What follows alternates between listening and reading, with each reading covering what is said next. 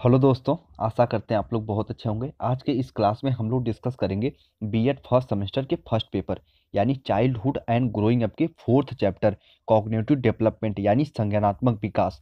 ये चैप्टर इतना इम्पोर्टेंट है मेरे भाई कि मैं आपसे पर्सनली रिक्वेस्ट कर रहा हूँ कि पूरा लेक्चर आप लोग बहुत ध्यान से देखना। क्यों? क्योंकि मेरे भाई इसमें हम लोग सबसे महत्वपूर्ण मनोवैज्ञानिक जीन पियाजे साहब को कवर करेंगे। उसके साथ साथ एक और प्रमुख मनोवैज्ञानिक वाइगोस्की साहब को भी कवर करेंगे। तो पर्सनली रिक्वेस्ट है कि पूरा लेक्चर बहुत ध्यान से देखना। क्यों?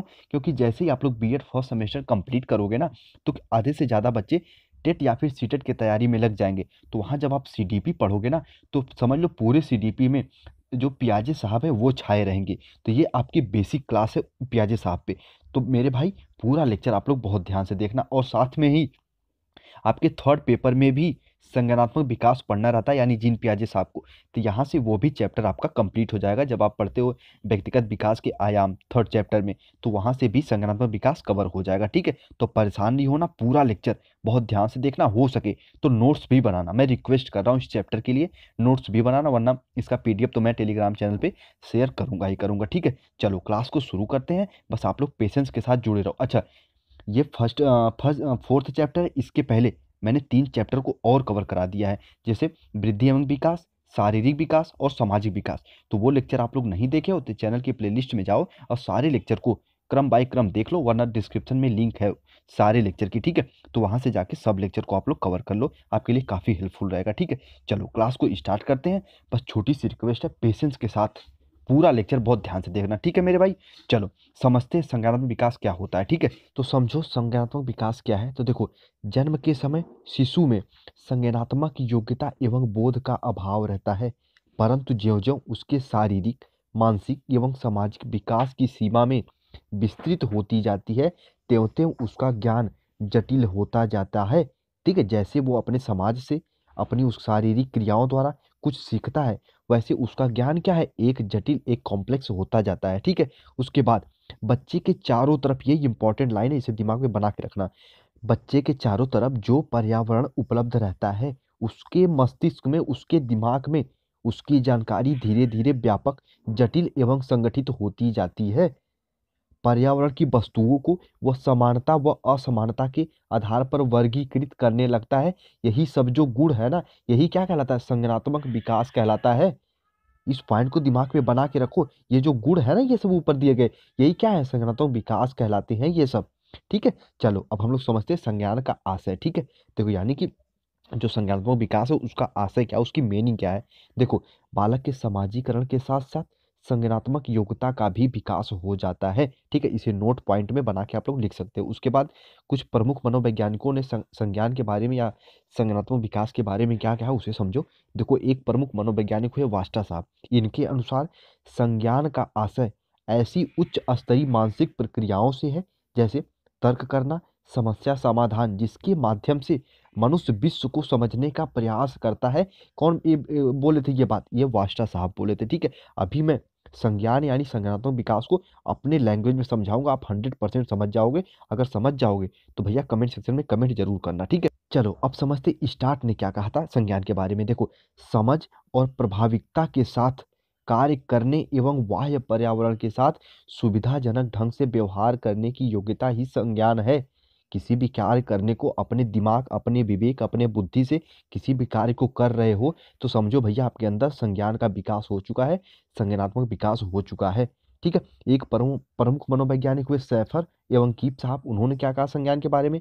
तो उन्होंने कहा कि संज्ञानात्मक विकास का आशय ऐसे बच्चों से है कि भैया उनके मानसिक योग्यताओं में परिवर्तन होता रहता है, जैसे अवधान, केंद्रीकरण या फिर प्रत्यक्षीकरण, अधिगम, चिंतन, स्मरण, कल्पना आदि। जिन बच्चों में ये क्रियाएं हो रही हैं, समझो उसके अंदर संज्ञानात्मक विकास हुआ है। चलो अब समझाता हूँ संज्ञानात्मक विकास यानी संज्ञान को अपने अर्थों में। आखिर संज्ञानात्मक विकास होता क्या है?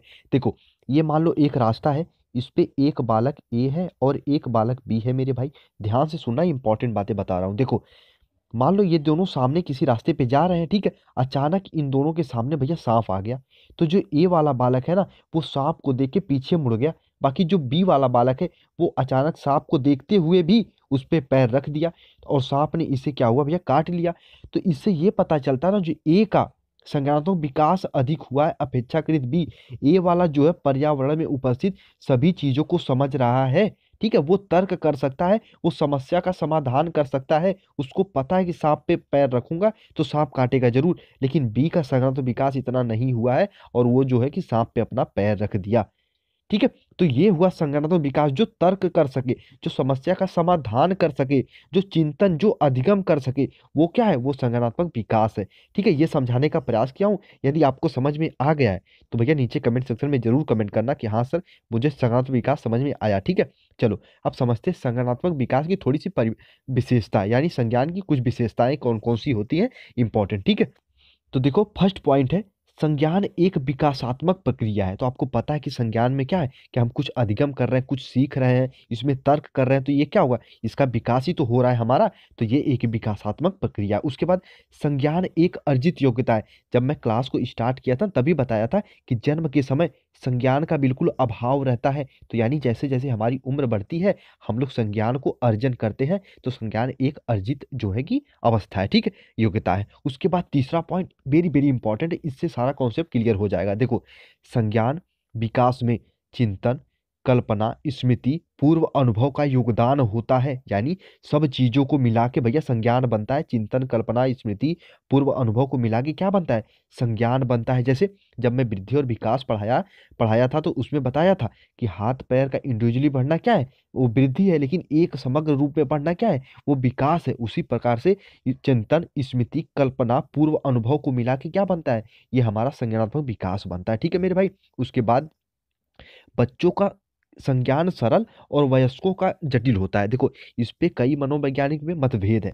कुछ मनोवैज्ञानिक मानते हैं कि देखो सबका संज्ञान अपने अपने अनुसार जो है वो जटिल ही होता है। क्यों? क्योंकि देखो जब आप 6 क्लास में थे तो आपको आपको 6 की जो बुक थी वो भैया बहुत कठिन लगती थी। लेकिन जब आप 9th क्लास में चले गए और आपको 6 की बुक बहुत आसान लगने लगी, जिससे ये पता चलता है कि सबका संज्ञान अपने अपने अनुसार जटिल ही होता है, ठीक है। चलो इस पॉइंट को आप लोग अच्छे से समझ लिए। उसके बाद पांचवा पॉइंट क्या है, संज्ञान की प्रक्रिया अव्यक्त है, माने इसको हम व्यक्त नहीं कर सकते, बाहर से इसका परीक्षण कर ही नहीं सकते, ठीक है, क्योंकि इसकी प्रक्रिया जो है आपके अंदर या भी आपके शरीर के भीतर होती है। आपके मानसिक क्रिया ये है और मानसिक क्रिया आपको पता है कि ये शरीर के भीतर ही होती है, ठीक है। उसके बाद संज्ञानात्मक संरचना परिवर्तन होता रहता है।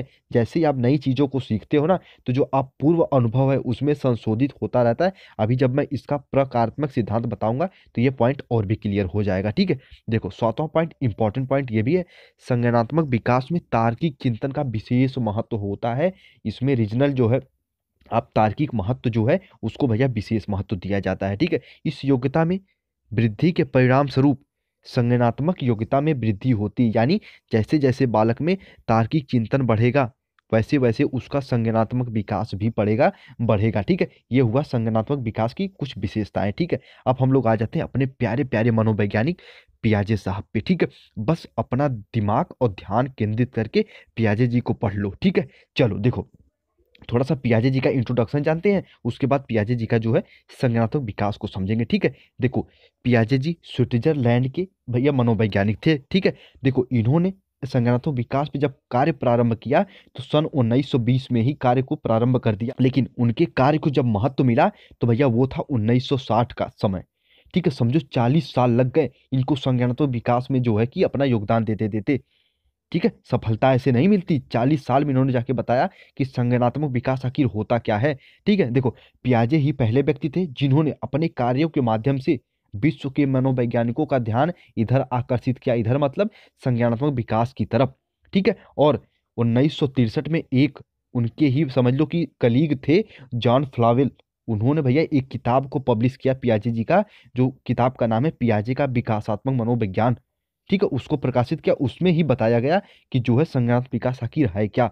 पियाजे के अधिकतर निष्कर्ष अपने ही 3 बच्चे पे आधारित था, ठीक है। अपने ही बच्चों पे वो जो जितने भी निष्कर्ष निकाले अपने ही बच्चों पे उन्होंने बताया था, ठीक है। देखो पियाजे जी का एक सबसे प्रमुख परिभाषा है, इसको दिमाग में बना के रखो, इसको मैं समझा दूंगा, ठीक है। देखो क्या है, बच्चे सक्रिय ज्ञान का निर्माता तथा नन्हे वैज्ञानिक हैं जो संसार के बारे में अपने सिद्धांत का रचना करते हैं। इस पॉइंट को समझ लो। देखो पियाजे जी क्या कहते हैं, बच्चे एक नन्हे वैज्ञानिक हैं, इस पॉइंट को समझो। मान लो एक देखो छोटा सा बालक है मेरे भाई, ठीक है, उसके सामने एक टब है पानी से भरा हुआ और उसके एक यहाँ पे पिताजी हैं। ठीक है, पॉइंट को समझ लो प्यारे प्यारे दोस्त, बिल्कुल कॉन्सेप्ट क्लियर हो रहा है। देखो, ये बालक, इसके हाथ में फोन है पापा जी का, और यहाँ से पापा जी चिल्ला रहे, बेटा टब में फोन मत डालना, टब पे में फोन मत डालना, फोन खराब हो जाएगा। अब बच्चा तो सुन लिया और फोन जो है यहाँ पे मेज पे पड़ा है, यहाँ मेज पे रख दिया। लेकिन जैसे ही पापा सब्जी लेने मार्केट गए और मम्मी किचन में है, उसके बाद बच्चा यहाँ से फोन उठाएगा और टब में डाल देगा। क्यों डालेगा? क्योंकि वो जानना चाहता है कि आखिर पापा ऐसा क्यों मना कर रहे थे। वो चीज़ों को सर्च करता है। इसीलिए तो भैया जीन पियाजे साहब कहते हैं बच्चा एक मनोवैज्ञानिक है। अब भैया पापा आया, इसको पीटे मारे पीटे जो भी करे वो अलग बात है, लेकिन बच्चा यहाँ सीखना चाह रहा है कि आखिर फ़ोन पानी में क्यों डालने से पापा मना कर रहे हैं। तो यहाँ जब फ़ोन टूट जाएगा उसका या फिर खराब हो जाएगा, तब वो जान जाएगा, अच्छा तो फ़ोन पानी में डालने से खराब होता है। तो यहाँ से बच्चा एक प्रकार के सीख रहा है, स्वतः सीख रहा है। ठीक है, देखो जब आप वाइगोस्की जी को पढ़ोगे ना, तो वाइगोस्की जी सेम इसका उल्टा बोलते हैं। वाइगोस्की कहते हैं बच्चा बच्चा स्वतः नहीं सीखता, वो जो समाज के अनुसार सीखता है। अभी मैं आगे पढ़ाऊंगा। लेकिन जो पियाजे कहते हैं वो कहते हैं बच्चा अपने ज्ञान का निर्माण स्वयं करता है। ठीक है, इस पॉइंट को कहीं नोट बना के लिख लेना, जो मैं अभी बोला हूँ कि पियाजे के अनुसार बच्चा अपने ज्ञान का निर्माण स्वयं करता है। इस पॉइंट को आप नोट बना के लिख लेना प्लीज। ठीक है, चलो अब हम लोग ये समझते हैं। देखो, पियाजे ने, हम सबको पता है, जो बच्चे थोड़ा सा पहले से जुड़े हैं उनको पता होगा कि पियाजे जी जो क्या है, कि वो जो है कि अपने विकासात्मक संज्ञानात्मक विकास का जो सिद्धांत बताए, उसमें 4 अवस्थाओं का वर्णन करते हैं। लेकिन उन चारों अवस्थाओं के पढ़ने से पहले पियाजे साहब ने कुछ शब्दों के बारे में बताया था। ठीक है, उन शब्दों को क्लियर होने के बाद ही हम उन अवस्थाओं की तरफ चलते हैं, हमेशा की तरह। ठीक है, तो उन शब्दों को पहले आप लोग समझो कि पियाजे जी उन शब्दों को कौन कौन से शब्द दिए थे। अच्छा, इन्हीं शब्दों को कभी कभी बीएड फर्स्ट सेमेस्टर में क्वेश्चन भी आ जाता है कि रचनात्मक सिद्धांत, पियाजे जी का रचनात्मक सिद्धांत बताइए। तो जो ये शब्द दिए थे ना, एक तरह से वो रचना ही तो है। तो उन जो शब्दों को रचनात्मक सिद्धांत में आप लोग लिख सकते हो। कभी कभी रचनात्मक को प्रकारात्मक सिद्धांत भी कहते हैं। ठीक है, चलो आगे चीजों को समझे, पहले उनको शब्दों को समझते हैं। ठीक है मेरे भाई, चलो सबसे पहले शब्द को समझते हैं, यानी अनुकूलन को। देखो, अनुकूलन क्या होता है? वातावरण के अनुसार अपने आप को ढालना अनुकूलन कहलाता है। इस शब्द को समझो। देखो, पियाजे के जो चारों जो उनकी स्टेज जो दिए थे, जो अवस्थाएं दिए थे, वो उतना इम्पोर्टेंट नहीं है। जो ये शब्द दिए थे ना, ये सारे शब्द जो अभी मैं डिस्कस करूंगा, ये शब्द इनके इम्पोर्टेंट है। तो शब्द समझ लिए तो अवस्थाओं में कुछ नहीं रखा। ठीक है, देखो अनुकूलन में क्या होता है, वातावरण के अनुसार अपने आप को ढालना ही अनुकूलन कहलाता है। ठीक है, देखो इसको समझो ऐसे। मान लो देखो, यहाँ पे एक डीजे बज रहा है, डीजे पूरा धड़ाम धड़ाम बज रहा है। ठीक है मेरे भाई, वहां पे आप क्या किए, मान लो कोई एक बालक है, वो बुक लाके पढ़ना स्टार्ट कर दिया। तो ये बताओ, वो अनुकूलन वहां पे स्थापित हुआ? नहीं हुआ। वहां पे वो बालक को क्या करना चाहिए, या से वहां कहीं दूर जाके पढ़े, या फिर जहाँ पे डीजे बज रहा है मेरे भाई, जाके पार्टी एंजॉय करे, वो भी नाचे गाए। तो ये अनुकूलन हुआ। ठीक है, तो अनुकूलन को भी पियाजे साहब ने 2 भागों में बांटा है। फर्स्ट पॉइंट क्या है? आत्मसातकरण, एसिमिलेशन। देखो इसको समझो, ये पॉइंट बहुत ही इंपॉर्टेंट है, खास इसको मैं उदाहरण से समझाता हूँ। देखो, पूर्व ज्ञान को नए ज्ञान के साथ जोड़ना ही आत्मसातकरण है मेरे भाई। मान लो इसको, देखो एग्जाम्पल के थ्रू समझा रहा हूँ। मान लो यहाँ पे एक डॉगी है, एक यहाँ पे डॉगी है। ठीक है, इसके 4 पैर हैं मेरे भाई, ध्यान से सुनना। एक डॉगी है, इसके 4 पैर हैं। ठीक है, चलो, और उसके बाद फिर मान लो उसको ये पहले से जान रहा है बच्चा। उसके बाद यहाँ पे एक नया डॉगी उसको सामने दिख गया। ठीक है, बच्चे को ये नहीं पता कि ये भी डॉगी है। देखो सामान लो, मान लो ये गांव वाला देसियवा है, और यहाँ पे एक ठो भैया जो शहर में नहीं पालते हैं, सफेद सफेद छोटी छोटी होती हैं, वो है। तो जैसे ये जैसे देखो, तो बच्चे को पता है कि ये भाव भाव भूखता है। ठीक है, उसके बाद जैसे इस डॉगी को देखेगा, तो ये नहीं समझ पाएगी ये है क्या, इसके भी 4 पैर, इसके भी 4 पैर। तो जैसे ये भी भूखना स्टार्ट करेगा भाव भाव, तो ये समझ जाएगा कि दोनों भैया डॉगी हैं। तो यानी पूर्व ज्ञान के साथ नए ज्ञान को जोड़ना ही आत्मसातकरण है। इस पॉइंट को दिमाग में बना के रखना। ठीक है, चलो अब हम लोग अगले पॉइंट को समझते हैं, समायोजन क्या होता है। देखो, समायोजन वो होता है, पूर्व ज्ञान में परिवर्तन करके वातावरण के साथ तालमेल बिठाना ही समायोजन होता है। पूर्व ज्ञान यानी, देखो उसको पता था एक डॉगी है, उसके देखो 4 पैर हैं, एक पूंछ है। ठीक है, तो ये उसका पूर्व ज्ञान हो गया। लेकिन उसके सामने एक अचानक देखो आ गई बिल्ली, उसके भी 4 पैर हैं। ठीक है, उसकी भी एक पूंछ है। ये तो हम बड़े, हम ना समझ रहे हैं कि ये बिल्ली है, लेकिन बच्चा थोड़ी समझेगा, वो तो यही देखेगा इसके भी 4 पैर, यानी ये भी डॉगी है। लेकिन जैसे ही देखो इसको पता है ये भाव भाव भूखता है और इसको पता है ये म्याऊं म्याऊं करती है, जैसे ही आवाज निकालेगी म्याऊं म्याऊं, बच्चा समझ जाएगा अरे ये तो डॉगी है नहीं। यानी कि वो पूर्व अपने ज्ञान में परिवर्तन कर रहा है, यानी तालमेल बिठाने का प्रयास कर रहा है। तो यानी वो जो है कि समायोजन करने का प्रयास कर रहा है। तो समायोजन क्या हुआ, पूर्व ज्ञान में परिवर्तन करके वातावरण के साथ तालमेल बैठाना ही समायोजन होता है। ठीक है, दोनों पॉइंट समझाने का प्रयास किया हूँ, एक बार थोड़ा सा वीडियो को पीछे करके देखना, अपने आप समझ में आ जाएगा। ठीक है, उसके बाद पियाजे देखो दो शब्द बताए थे ना, पहला हो गया अनुकूलन, अनुकूलन को दो भागों में बांटा था, आत्मसातकरण और समायोजन, और दूसरा शब्द है संतुलन। तो संतुलन क्या होता है, इसके द्वारा बच्चे आत्मसातकरण और समायोजन की प्रक्रिया के बीच संतुलन स्थापित करते हैं। यानी पहले दोनों जो शब्द हैं मेरे भाई, आत्मसातकरण और समायोजन, इनके बीच संतुलन कायम किसके द्वारा करते हैं, तो वो है मेरे भाई साम्य धारण या फिर संतुलन के द्वारा। ठीक है, यानी कि पहले दोनों शब्दों के बीच तालमेल बैठाना ही क्या है, संतुलन है। ठीक है, इन पॉइंट को आप लोग समझ चुके हो। चलो, अब पियाजे जी ने दो शब्द के बारे में और बताया था, पहला शब्द है स्कीमा और दूसरा है स्कीम्स। देखो जैसे ही आप सीटेट और टेट की तैयारी करोगे मेरे भाई ना, पियाजे जी को जब पढ़ोगे तो ये शब्द आपको सब दिखेंगे, तो आप पक्का मुझे थैंक यू तो बोलोगे ही कि सर आपने तो पहले ही बता दिया था। देखो स्कीमा क्या होता है, शरीर के द्वारा की जाने वाली क्रियाएं जो हमारे मेरे भाई माइंड से जुड़ी रहती हैं।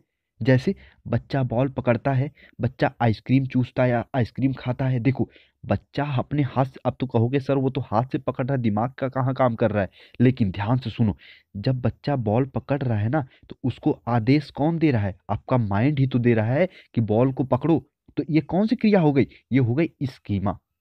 ठीक है, ये कौन सी क्रिया हो गई, ये हो गई स्कीमा। देखो आइसक्रीम, बालक आइसक्रीम ले लिया, लेकिन उसको कह कौन रहा है कि आप आइसक्रीम को खाओ, उसका दिमाग ही तो। शरीर के द्वारा की जाने वाली क्रियाएं जो हमारे माइंड से, हमारे दिमाग से जुड़ी रहती हैं, ठीक है, उन्हें कहते हैं स्कीमा। इस पॉइंट को दिमाग पे बना के रखना। ठीक है, देखो कुछ मनोवैज्ञानिक ने स्कीमा की अलग अलग डिफिनेशन भी दी हैं, लेकिन जो पियाजे द्वारा है मैं उसको बता रहा हूँ। ठीक है, उसके बाद स्कीम्स क्या होती है, देखो किसी काम को करने के लिए अलग अलग तरीके जो होते हैं वही होती हैं स्कीम्स। ठीक है, स्कीमा स्कीम से बेसिक सा डिफरेंट है, इसको समझो। किसी कार्य को करने के लिए अलग अलग जो तरीके होते हैं वही होती हैं स्कीम्स। जैसे बच्चे को भूख लगती है तो सीधे डायरेक्ट खाना नहीं मांगता, वो अलग अलग तरीके से बताता है। जैसे वो रोना प्रारंभ कर देगा तो उसे दूध मिल जाएगा। ठीक है, इस प्रकार से वो किसी एक काम को करने के लिए अलग अलग तरीके से उसको जो है करता है। ठीक है, तो ये हो गई स्कीम। देखो पियाजे द्वारा ये जो शब्द दिए थे ना, इसी शब्द को मेरे भाई बोलते हैं प्रकारात्मक सिद्धांत या फिर रचनात्मक सिद्धांत। देखो पियाजे के अनुसार सभी बालकों में रचनात्मक सिद्धांत या फिर प्रकारात्मक सिद्धांत पाए जाते हैं। जीवन की पूरी अवधि में इनका प्रभाव दिखाई देता है, ये बात सही है। कभी बच्चा समायोजन करता है, कभी अनुकूलन करता है, कभी आत्मसातकरण करता है। ये हम सब को पता है, कॉमन सेंस इतना होना चाहिए। ठीक है मेरे भाई, व्यक्ति जीवन भर अनुभव का संगठन एवं अनुकूलन करता रहता है, अनुभवों का संगठन एवं अनुकूलन करता रहता है, और इस प्रकार संज्ञानात्मक ढांचा में भैया निरंतर परिवर्तन होता रहता है। कभी आपसे कोई अगर पूछते, देखो जैसे वन लीनियर क्वेश्चन तो यहाँ पे आते नहीं, लेकिन कभी कभी क्या होते हैं, आप तैयारी तो करोगे ही करोगे, वहाँ पे पूछ दिया कि संज्ञानात्मक में क्या है भैया, उसका परिवर्तन होता रहता है संज्ञानात्मक विकास में, तो कह सकते हो हाँ संज्ञानात्मक विकास में परिवर्तन होता रहता है। ठीक है, चलो ये शब्द समझ चुके। अब छोटी सी चीजें समझते हैं, जो संज्ञानात्मक विकास की अवस्थाएं जो पियाजे साहब ने दिया था, ये भी इंपॉर्टेंट है। उसके बाद हम लोग चलेंगे वाइगोस्की जी पे। ठीक है, उसके बाद जो है हम हमारे प्यारे मनोवैज्ञानिक वाइगोस्की जी को आपको पढ़ेंगे। ठीक है, थोड़ा सा इनको समझ लो, बस इसको समझना, इसमें ज़्यादा कुछ चीज़ें हैं नहीं। देखो फर्स्ट स्टेज क्या है, संवेदी पेशी अवस्था। ठीक है, इसको गामक अवस्था भी कहते हैं, अन्य इसके नाम है, लेकिन इसका इंग्लिश में नाम याद कर लो, सेंसरी मोटर पीरियड। ठीक है, इसका विस्तार जन्म से 2 वर्ष तक माना गया है। यह वह अवधि है जिसमें शिशु जन्मजात संवेदी पेशी क्षमताओं के अतिरिक्त चलने, बोलने, समझने, वस्तुओं को एक दूसरे से अलग करने और सुखद एवं दुखद भावों को व्यक्त करने की क्षमता आ जाती है। ठीक है, उसमें अनुकरण का व्यवहार प्रदर्शित होने लगता है, यानी वो सीखने लगता है। ठीक है, अनुकरण यानी सीखना होता है। तथा वह अपने से बड़ों को खुश करने के लिए भी अपने व्यवहार का प्रदर्शन करने लगता है, यानी जब पता है उसकी उसकी मम्मी या उसके पापा थोड़ा सा गुस्सा हो रहे हैं तो मुस्कुराना स्टार्ट कर देता है, इस तरीके से क्रियाएं करने लगता है। ठीक है, दूरी, ऊंचाई, गहराई, समय एवं दिशा का भी ज्ञान होने लगता है जब हम कहते हैं ना, जब उत्तर सहस्रावस्था में जाते हैं तब। यानी कि इसी को जो क्या है, पियाजे साहब क्या बोलते हैं, संवेदी पेशी अवस्थित। ठीक है, तो उसका ज्ञान होने लगता है 4 से 5 महीने की उम्र में। वह वस्तुओं पर ध्यान केंद्रित करने लगता है, और उसके बाद 10 से 12 महीने की आयु में वह अनुकरण व्यवहार भी प्रदर्शित करने लगता है। ठीक है, उसके बाद 12 से 18 महीने में, यानी उसके बाद जो है कि 12 से 18 माह की आयु होते होते वह प्रयत्न एवं भूल के माध्यम से नवीन वस्तुओं को समझने का प्रयास करने लगता है। इसके बाद उसमें प्रतीकात्मक चिंतन, कल्पना आदि का भी प्रदर्शन होने लगता है मेरे भाई। एक प्रमुख मनोवैज्ञानिक हुए रैदास साहब, जो पियाजे के बारे में ही कहा 1984 में। आपको पता है पियाजे ने कब सिद्धांत दिया था? तो मेरे भाई आपको पता है कि 1963 में इसका जो है प्रदर्शन हुआ था उनकी किताब का। ठीक है, तो देखो रैदास साहब 1984 में इसे संक्षेप में स्पष्ट करते हुए लिखे कि संवेदी सूचनाओं एवं पेशी क्रियाओं में समन्वय, परिवेश के प्रारंभ, अन्वेषण और भाषा की योग्यता का अभाव संवेदी पेशी अवस्था की प्रमुख पहचान है। ठीक है, इस पॉइंट को आप लोग नोट पॉइंट करके लिख सकते हो, इसमें ज़्यादा कुछ समझाने की आवश्यकता नहीं है। उसके बाद सेकंड पॉइंट है पूर्व संक्रियात्मक अवधि। देखो इसको आपको कंप्रिहेंसिव टाइप में लिखना है। अगर इसे मैं वन लीनियर पढ़ाता ना तो इसे और शॉर्ट में आपको पढ़ा के ख़त्म करता, लेकिन आपको लिखना है ना मेरे भाई, उस हिसाब से इसको मैं तैयार किया हूँ का पीडीएफ। और जब मैं आपको पीडीएफ प्रोवाइड करूँगा थोड़ा सा कुछ चीज़ें और भी ऐड करूँगा। ठीक है, तो परेशान नहीं होना। इस अवधि का विस्तार, यानी जो जो सेकंड अवधि है पूर्व संक्रियात्मक अवधि, इस अवधि का विस्तार 2 से 6 वर्ष तक माना गया है। इसको भी पियाजे साहब ने 2 भागों में बांट दिया। फर्स्ट क्या है? फर्स्ट है मेरे भाई प्री कॉन्सेप्चुअल, उसके बाद दूसरी है आत्मज्ञान की अवधि कहते हैं। ठीक है, जो फर्स्ट है उसको इन्होंने 2 भागों में बांटा, एक भागों में बांटा, वो 2 से 4, और जो दूसरी है उसे 4 से 7 माना गया। ठीक है, उसके बाद पूर्व संक्रियात्मक अवधि में भाषा का विकास काफ़ी हो जाता है। आत्मज्ञान की जो अवधि है वो 4 से 7 हम सबको पता है। बच्चे इसमें वर्गीकरण, व्याकरण, वस्तुओं में संबंध खोजने की योग्यता आ जाती है, परंतु यह हर समस्या का समाधान तो करते हैं लेकिन उसका नियम स्पष्ट नहीं कर पाते।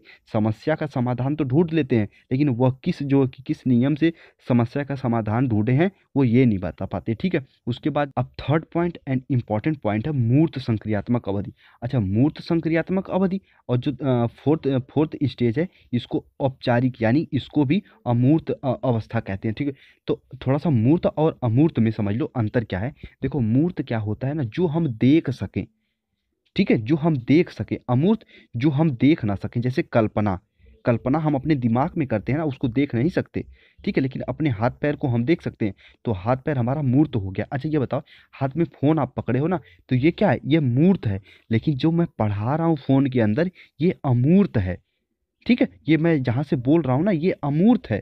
ठीक है, आप देख नहीं पा रहे हो मुझे। ठीक है, लेकिन हाँ, ये फ़ोन फ़ोन को आप पकड़े हो ना, उसे देख पा रहे हो, यानी वो मूर्त है। ठीक है, तो ये थोड़ा सा बेसिक डिफरेंट है, इसे भी आप लोग जानते रहो। ठीक है, तो देखो मूर्त संक्रियात्मक अवधि क्या है? इस अवधि का विस्तार 7 से 12 वर्ष तक होता है। इस अवधि में बालक चिंतन एवं कल्पना की क्षमता काफ़ी बढ़ जाती है। उनकी समझ में नए आयाम दिखाई पड़ने लगते हैं।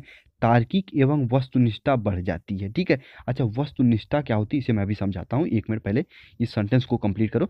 बच्चे इस तरीके से तर्क करने लगते हैं कि यदि सभी कुत्ते जानवर हैं तो जो वह एक कुत्ता है वह भी जानवर है। ठीक है, इस तरीके से वो भैया तर्क करने लगते हैं। उनका तर्क ये भी रहता है कि 1 फुट यदि 12 इंच के बराबर है तो 12 इंच 1 फुट के बराबर होता है। उनमें मात्रा, ऊंचाई, लंबाई, चौड़ाई आदि का अनुपाती ज्ञान आ जाता है। ठीक है, वे वस्तुओं को क्रम में रखना स्टार्ट कर देते हैं। उनका तुलनात्मक रूप भी समझने लगते हैं, तुलनात्मक मूल्य भी समझने लगते हैं। अच्छा, आप कहोगे सर वस्तुनिष्ठ बताओ क्या हुआ? देखो वस्तुनिष्ठ कहने का अर्थ, इसको एग्जाम्पल से समझो। मैं आपसे कह दिया कि भारत की राजधानी कहाँ है, तो इसके देखो 4 विकल्प दे दिया, तो इसमें से 100% सही है कि इसका एक विकल्प सही होगा नई दिल्ली, और बाकी मुंबई, लखनऊ, कोलकाता ये गलत ही गलत होंगे। ठीक है, लेकिन यदि मैं आपसे ये कह दिया कि भैया भारत की राजधानी के बारे में 100 शब्दों में लिखो, तो मान लो 10 बच्चों ने लिखा तो अपने अपने अनुसार लिखेंगे, तो ये वस्तुनिष्ठ नहीं हुआ। वस्तुनिष्ठ ये हुआ कि भैया जिसका एक ही उत्तर हो।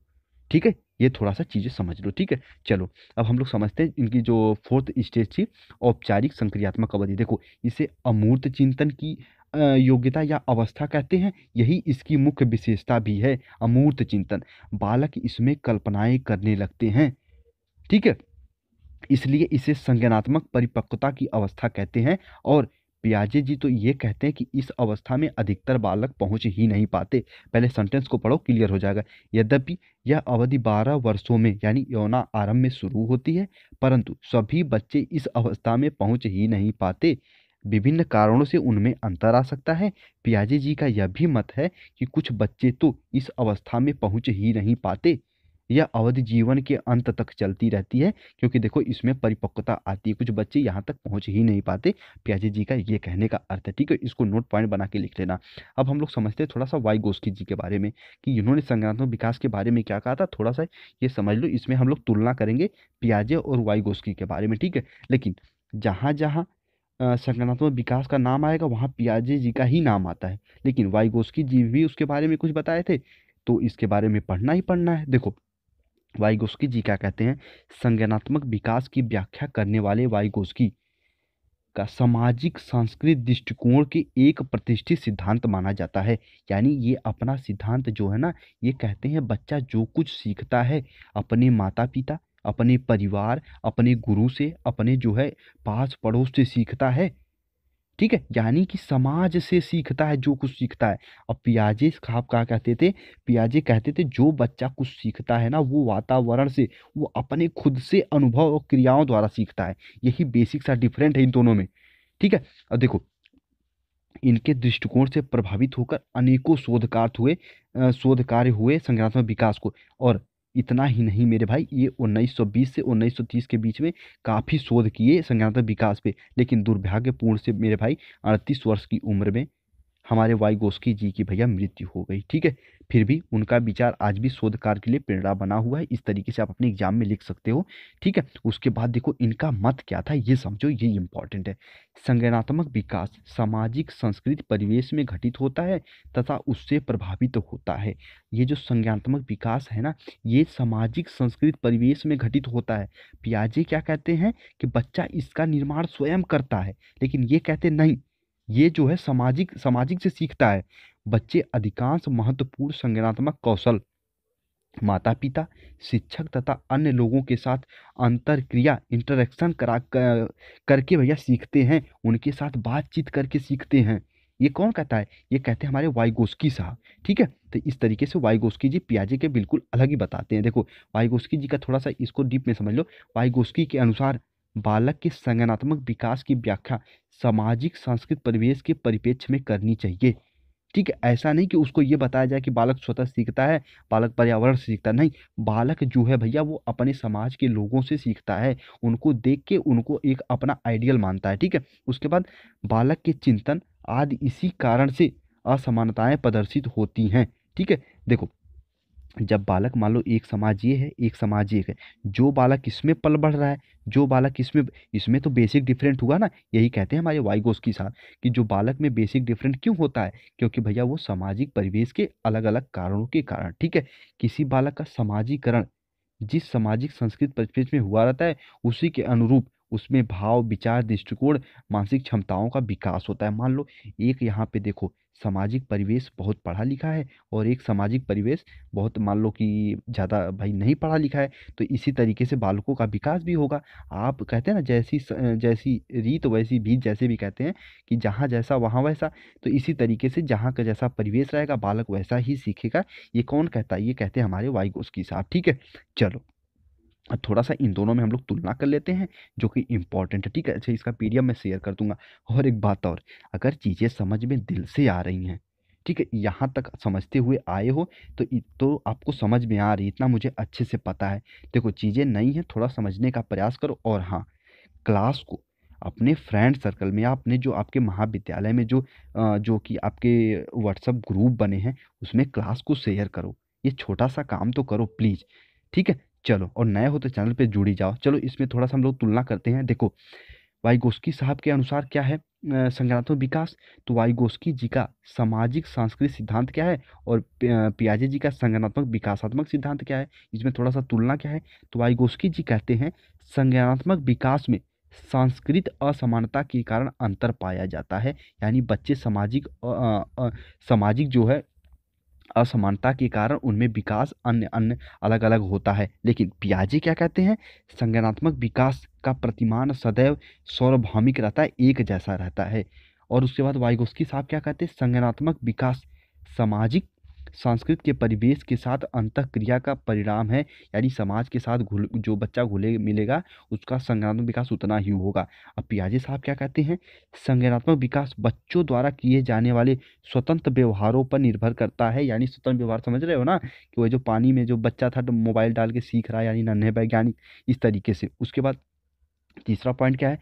बालक जो देखता है वो आगे चलकर वैसा ही करता है, अतः सामाजिक व्यवहार वो स्वयं अंगीकार कर लेता है, यानी कि वो कहते हैं जो समाज में जैसे लोग हैं बच्चा वैसा ही सीखता है। लेकिन पियाजे साहब क्या कहते हैं? इसके उल्टा, बालक आत्म केंद्रित होता है, अपने विचारों सामाजिक तो परिस्थितियों में भी उपयोग में लाता है, यानी जो कुछ सीखता है वो स्वयं से सीखता है। उसके बाद फोर्थ पॉइंट पियाजे वाइगोस्की साहब क्या कहते हैं? प्रौढ़ व्यक्ति बच्चों के लिए परिवर्तन अभिकर्ता का कार्य करते हैं, वे मॉडल के रूप में लिए जाते हैं। ये मैं बात आगे डिस्कस किया था कि जो वाइगोस्की कहते हैं ना कि अपना जो मॉडल मानते हैं वो बच्चे अपने के बड़ों को मानते हैं, ठीक है। लेकिन पियाजे साहब क्या कहते हैं? पियाजे के अनुसार मतानुसार जो है कि अपने सहपाठी या मित्र बच्चों के लिए परिवर्तन अभिकर्ता का कार्य करते हैं। दोनों शब्द देखो कहने का एक ही अर्थ है। ये भी कहते हैं कि अपने मित्र से सीखते हैं, ये भी कहते हैं कि जो है कि अपने प्रौढ़ से सीखते हैं, यानी बच्चों से। तो देखो मेरे भाई, बात सबकी एक ही रहती है, कोई मनोवैज्ञानिक हुआ थोड़ा बहुत घुमा फिरा के कहते हैं, लेकिन थोड़ा बहुत उसमें अंतर रहता है, उसको हमको समझना रहता है। इस प्रकार से मैंने इसको समझाने का पूरा प्रयास किया है। इसका पीडीएफ मैं थोड़ा सा एडिट करके जल्दी ही आपको शेयर कर देता हूँ, ठीक है। चलो, पूरा समझाने का प्रयास किया हूँ, ठीक है। थोड़ा सा एक बार और लेक्चर को देखोगे आपका सब डाउट क्लियर हो जाएगा, ठीक है। थोड़ा बहुत पीडीएफ को पढ़ोगे तो पियाजे का सिद्धांत बिल्कुल क्लियर हो जाएगा। जो मैंने आपको शब्द बताए थे पियाजे के रचनात्मक सिद्धांत, उसको तो एक बार कवर करना ही। थोड़ा सा अपना कॉमन सेंस लगा के सोचो चीज़ों को, ठीक है। सीडीपी इतनी प्यारी चीज़ है ना, इसको पढ़ना स्टार्ट कर दोगे तो आपका बहुत इसमें जो है मन लगेगा, ठीक है। चलो, एक बात और कि चैनल पर नए हो तो सब्सक्राइब करके अभी जुड़ जाओ। और हाँ, आपके मन में कोई भी डाउट कोई भी कन्फ्यूजन है तो मुझे इंस्टाग्राम पे जुड़ो, कुछ भी पूछो, कुछ भी डिस्कस करो, ठीक है। उसके बाद इसका पीडीएफ द लेस लर्न के टेलीग्राम चैनल से आप लोग जाके ले सकते हो, ठीक है। चलो, मिलते हैं अपनी अगली क्लास में जल्दी ही। तब तक अपना ख्याल रखो और हाँ, पढ़ाई करते रहो मेरे भाई, ठीक है।